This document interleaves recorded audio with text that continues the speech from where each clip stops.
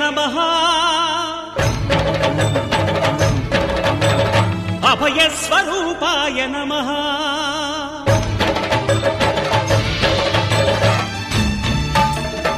अय्यप्पदेवाय नमः अभयस्वरूपाय नमः हरिहरसुपुत्राय नमः करुणासमुद्राय नमः